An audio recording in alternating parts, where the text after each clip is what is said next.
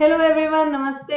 सबको वेलकम है हमारा सागर बैंकिंग एकेडमी हिसार के यूट्यूब चैनल पर। आज हम रीजनिंग का बहुत ही ज्यादा इम्पोर्टेंट और बहुत ही ज्यादा इंटरेस्टिंग और एक और भी ऐड कर लो इजी टॉपिक करने वाले हैं। क्या है वो? Blood relation. Blood relation add जो मैंने कराया था आपको, वो कराया था इजी। ऐड कर लो भाई। इजी क्यों है? क्योंकि हम ऐसे देश में रहते हैं जहां पर हमारे पास रिश्ते भर भर के आए हुए हैं।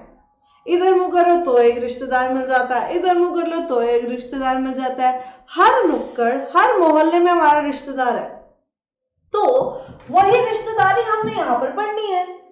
सिंपल, सब पता है हमको, बस हमें उसको क्वेश्चन को सॉल्व कर कैसे करना है उसको सीखना है। That's it. ठीक है, चलेंगे। अब यहाँ पर सबसे पहले देखेंगे कि हम पढ़ेंगे क्या। इसमें पढ़ेंगे कौन कौन से रिश्ते पढ़ेंगे। पहला रिश्ता तो हम पढ़ेंगे ब्लड रिलेशन ही, खून के रिश्ते। खून के रिश्ते हम पढ़ेंगे। और दूसरे हम रिश्ते पढ़ेंगे इन लॉज के रिश्ते। इन लॉज के रिश्ते, वो रिश्ते जो खून के नहीं होते बल्कि कानूनी होते हैं, और वो मैरिज के बाद एक शादीशुदा पर्सन की जिंदगी में जो नए नए रिश्ते उनको मिलते हैं उसे हम बोलते हैं इन लॉज के रिश्ते। ठीक है, आते वो कहाँ है, कब आते हैं? जब मैरिज हो जाती है उसके बाद। ठीक है, तो ये दो टाइप के रिश्ते बेसिक हम यहाँ पर पढ़ने वाले हैं। अब यहाँ पर एक और चीज का बहुत अच्छे से ध्यान देना है। पूरे के पूरे ब्लड रिलेशन में, मतलब हमारे रिश्तेदारों में, हम दो चीज का बहुत ज्यादा ध्यान रखते हैं। एक तो है गैप, ठीक है, जनरेशन गैप आप इसे बोल सकते हैं। जनरेशन गैप का ध्यान रखेंगे। दूसरा हम करेंगे जेंडर डिफाइन। जो जेंडर को डिफाइन करेंगे वो दो चीजें, ये दो चीजें बहुत ही ज्यादा इंपॉर्टेंट है। ऐसे गार्ड मान लो कि ये दो चीजें तो हमेशा हमेशा माइंड में रखनी है। ब्लड रिलेशन हो जाएगा, ब्लड रिलेशन हो जाएगा। बस ये दो चीजों पर ध्यान देना है, फर्स्ट जेंडर और दूसरा जनरेशन। ठीक है, इसी से ही स्टार्ट करेंगे अपना आज का ये टॉपिक। ये जो टॉपिक है ना, ये हमारा जो एग्जामिनर है उसका थोड़ा थोड़ा फेवरेट टॉपिक हो जाता है।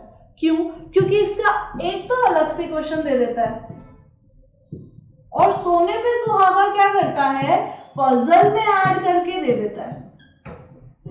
ठीक है, तो अगर हमारे पास बेसिक कंसेप्ट की क्लैरिटी है तो चाहे वो क्वेश्चन में दे दे चाहे वो पजल में दे दे, अच्छी बात है ना। क्वेश्चन में 1 नंबर आ जाएगा, पजल में और भी ज्यादा 5 आ जाएंगे। यहीं पर ही एक ही क्वेश्चन से 3 क्वेश्चन दे देगा, एक ही इंफॉर्मेशन से, तो हमारे पास 3 नंबर आ जाएंगे। मतलब मोटा मोटा ध्यान दीजिए, हमें क्या समझना है? Basic concept. रीजनिंग में दो चीजें बहुत ही ज्यादा जरूरी होती हैं। एक है कंसेप्ट। कंसेप्ट समझ लोगे तो बहुत आसान रह जाएगा रीजनिंग सेक्शन को करना। दूसरा क्या है? प्रैक्टिस। इसके बिना तो कहां ही जाओगे। बहुत ही जरूरी है ये दो चीजें, और इसी के साथ साथ चलेंगे। सबसे पहले तो ब्लड रिलेशन का कंसेप्ट सीखेंगे। जब हम खून के रिश्तों की बात कर रहे हैं, जब हम खून के रिश्तों की बात कर रहे हैं तो हम यहाँ पर बेसिक लॉजिकल रीजनिंग की बात कर रहे हैं। मतलब हमें यहाँ पर पहले तो ब्लड रिलेशन से एक क्वेश्चन आएगा, उस क्वेश्चन को हमें सोल्व करना है। ठीक है, सोल्व करके हमें एग्जामिनर को एक क्लिक देना है। मार्क्स तो इसी क्लिक के मिलने हैं हमें। मार्क्स तो इसी क्लिक के हैं। जो सॉल्व करेंगे वो हम अपने लिए सॉल्व करेंगे, और सॉल्व कैसे करेंगे? इसको फ्लो चार्ट से सॉल्व करेंगे। फ्लो चार्ट से सॉल्व करेंगे। बहुत इजी है, बहुत इजी है, ऐसे टेंशन वाली बात है नहीं। हमें रिश्तों के बारे में समझ है, हमें फ्लो चार्ट को समझना है बस। और दो चीजें, पहली गैप, जनरेशन गैप, इसका ध्यान देना है। दूसरा जेंडर। ठीक है, जेंडर से ही बात शुरू करते हैं। पहले मैंने आपको कहा कि जेंडर का ध्यान देना है, तो हर घर में मेल भी मिलते हैं और फीमेल भी मिलते हैं, है ना। अगर मैं बोलूं कि ए इज मेल, ए क्या है, मेल मेंबर है एक फैमिली का, तो मैं यहां पर क्या करूंगी, ए के आगे एक छोटा सा प्लस लगा दो। ये क्या है, प्लस, जो कि किसको डिफाइन कर रहा है, मेल को, मेल जेंडर को क्या डिफाइन कर रहा है, ये प्लस। ठीक है, तो हम अपने फ्लो चार्ट में हर जगह मेल तो नहीं लिखते रहेंगे कि ए मेल है, ई मेल है ना। तो हमें कुछ तो डिफाइन करना पड़ेगा ताकि फ्लो चार्ट हमारा फास्ट हो। अब हमारे पास यहाँ कंसेप्ट तो है ही, कंसेप्ट तो हमें पता है ए मेल है ना, लेकिन इसको शॉर्ट भी तो करना है। तो शॉर्ट में हम कुछ नोटेशंस को सीखेंगे। क्या सीखेंगे, नोटेशंस को सीखेंगे। पहला नोटेशन तो आपका यही है कि आपको मेल को प्लस की फॉर्म में लिखना है, और फीमेल को, अगर मैं बोलूं ए इज फीमेल, तो आप इसे माइनस लिख दोगे ऊपर। क्या लिख दोगे, माइनस लिख दोगे।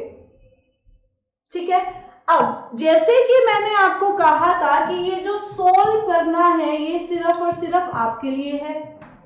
एग्जामिनर को मतलब है सिर्फ और सिर्फ एक क्लिक से, जो हम उसको देंगे, नो डाउट हम उसको देंगे, लेकिन ये सोल्व जो कर रहे हैं हम, ये आपके लिए है। तो यहाँ पर आप मेल को, ये जो नोटेशंस है ये हमारी पर्सनल नोटेशंस भी हो सकती हैं। आप मेल को ऐसे बॉक्स से शो कर दो, ऐसे सर्कल से शो कर दो, ठीक है, तो वो आपका पर्सनल भी हो सकता है। एग्जामिनर को उससे मतलब नहीं है, पर हमें जो इजी मेथड लगता है हम वही के साथ चलते हैं। ठीक है, प्लस और माइनस। आगे देखेंगे, आगे आपके पास जेंडर यहां पर हो गया। हम लोग रिश्तों की जब बात करते हैं तो हमारे सबसे क्लोज जो रिश्ते होते हैं वो क्या होते हैं, सिबलिंग्स होते हैं, और मदर और फादर होते हैं। ठीक है, तो नोटेशंस में हम सबसे पहले सिबलिंग्स का नोटेशन सीखेंगे। किसका नोटेशन सीखेंगे, सिबलिंग्स का नोटेशन सीखेंगे, मतलब ब्रदर सिस्टर का। अब यहां से एक और बात निकल के आती है कि आपके जो सगे भाई बहन होते हैं, रियल ब्रदर सिस्टर हम बोलते हैं नॉर्मल लैंग्वेज में, ये मेरा सगा भाई है, तो हम उन्हें सिबलिंग्स और ब्रदर सिस्टर से डिनोट करते हैं। किससे डिनोट करते हैं, सिबलिंग्स और ब्रदर सिस्टर से डिनोट करते हैं। ठीक है, अगर हमारे पास यहाँ पर कजन्स की बात हो, मतलब चचेरे ममेरे भाइयों की बहनों की, तो हम उनके लिए सिर्फ और सिर्फ क्या वर्ड यूज करेंगे, कजन। क्या वर्ड यूज करते हैं, कजन वर्ड यूज करते हैं। कजन आपका यहाँ पर कॉमन जेंडर होता है। क्या होता है, कॉमन जेंडर होता है। ऐसा कुछ भी नहीं होता जैसे कि कजन ब्रदर, कजन सिस्टर, ऐसी कोई बला नहीं है। आपको सिर्फ और सिर्फ कजन्स के साथ जाना है। अगर आपका चाचा का बेटा है वो भी आपका कजन है, मामा का बेटा है वो भी आपका कजन है। ठीक है, ये शॉर्ट ब्रीफिंग चल रही है अभी हम इसको पूरा एक्सप्लेन करेंगे और आपको बताएंगे कि एक्चुअल में हम इन नोटेशंस, कितनी नोटेशंस करेंगे और हम उसको किस फॉर्म में यूज करेंगे। यूज करना बहुत जरूरी है और इनको समझना बहुत जरूरी है कि हम क्या करना चाह रहे हैं। ठीक है, तो जैसे ब्रदर और सिस्टर का जो नोटेशन था वो मैंने आपको अभी बताया नहीं है, बता के जाती हूं। यहाँ पर एक ऐसी लाइन रखेंगे और यहाँ पर क्या करेंगे, सिस्टर और ब्रदर।